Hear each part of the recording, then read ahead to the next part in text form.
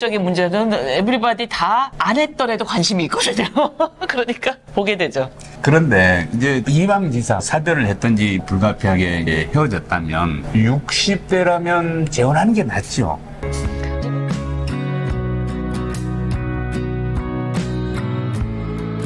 안녕하세요.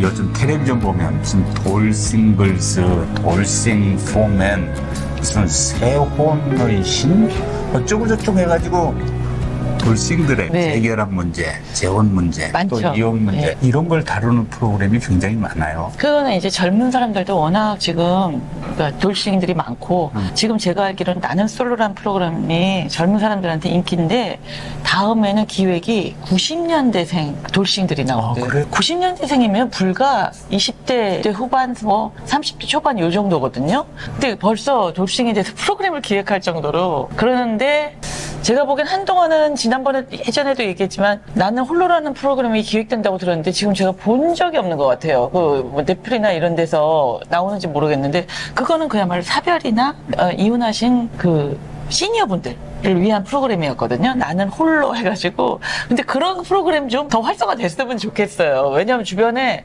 혼자 되신 분들이, 시니어분들이 은근히 좀 있으세요.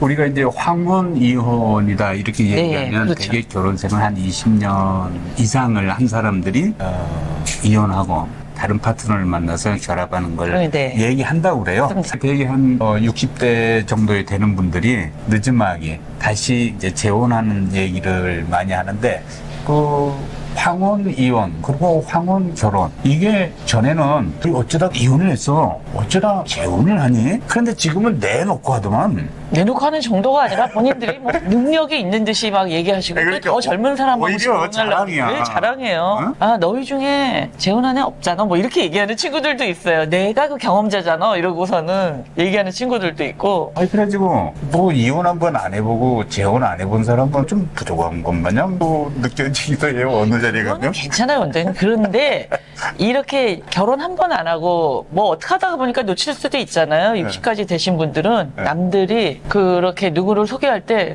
더 문제가 있는 거 아니고 이렇게 보는 사람들이 있어요. 한 번 갔다 온 사람보다. 그러니까 세상이 참 달라진 거죠. 정말 많이 너그러워졌어요. 전에는 네. 결혼 생활하면 어떻게든 참고 맞아요. 견디어서 검은 머리 팥불이 되도록 100년 해로 하라. 그러면 그 앞에서 그렇게 하겠노라고. 그렇죠. 대답들은 잘하죠. 대답 잘하고. 근데 어쨌든 간에 지금 사회가 이렇게 이제 헤어지고 다시 재혼을 하고 어떤 경우는 3혼 심지어는 4혼 아우 연예인들 보세요. 나와서 자랑합니다. 연예인들은 그야말로. 이 횟수가 늘어나는 게 뭐 거의 뭐 훈장 하나 달듯이 그래서 별 달듯이 얘기를 하더군요. 더군다나 남자분들, 연예인분들 보면은 아주 뭐 20몇 세 연하랑 재혼했다고 아주 그냥 무슨 그야말로 훈장 단 듯이 나와서 막 얘기하는 프로그램도 있어요. 아니 내가 그거 하면서 봤는데 정말 듣다 보니까 나는 왜 있나 그랬는데 부럽기도 하대.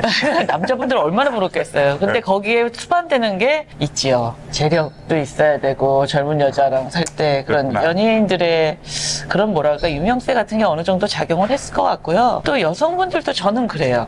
저희가 어릴 때 같은 경우는 정말 나이가 어느 정도 이상 차이 나도 어떻게 그 나이 되는 사람하고 결혼해? 뭐 이런 식으로 친구들이. 근데 요즘에는 젊은 아가씨들이 나이 안 차 가리나? 많은 사람 겁을 안 내요. 겁을 안 내고 좀 여력이 있고 그러면 또래랑 결혼해서 너무 힘겹게 사는 것보다는 그 길을 택하는 경우가 많더라고요. 그러니까 그만큼 어떻게 보면 자본주의 사회에서 물질적인 영향이 그만큼 커진 거예요. 경제적인 물질적인 영향이. 그러니까 그거를 안 가리고 할 정도면 근데 그런 결혼은 저는 그렇게 뭐 찬성은 안 합니다. 왜냐면 더군다나 남자분도 부담스럽고 여자도 지금 뭐 아직은 모르니까 그래요. 젊은 나이에 나이는 거의 뭐 삼촌 아빠 또래 되는 사람하고 사는 게 처음에 잠깐은 그분의 어떤 좋은 점을 보고 장점을 보고 따라갈 수 있지만 그게 절대 오래 갈 수가 쉽지 않거든요.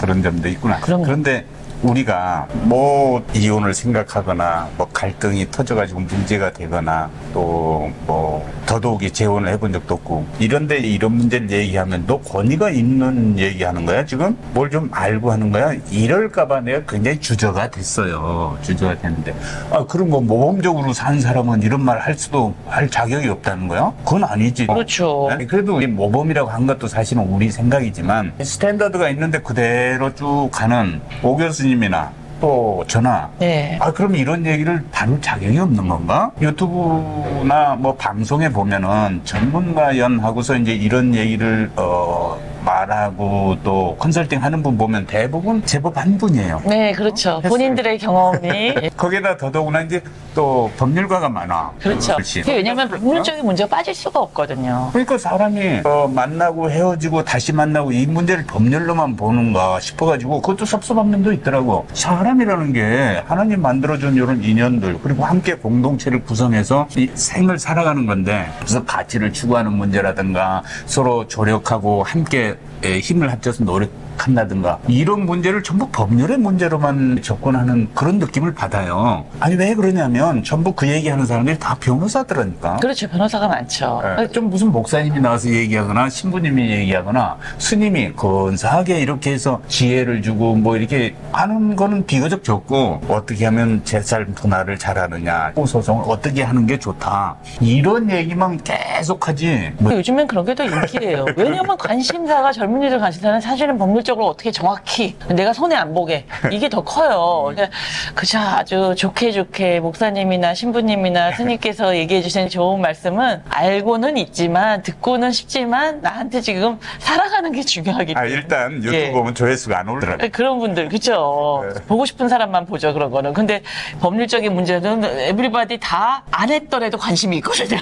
그러니까 보게 되죠. 그런데 이제 이왕지사 뭐 사별을 했든지 뭐 불가피하게 헤어졌다면 60대라면 재혼하는 게 낫죠. 아직은 젊으신 나이고 저는 재혼이 솔직히 개인적으로 낫다고 봐요.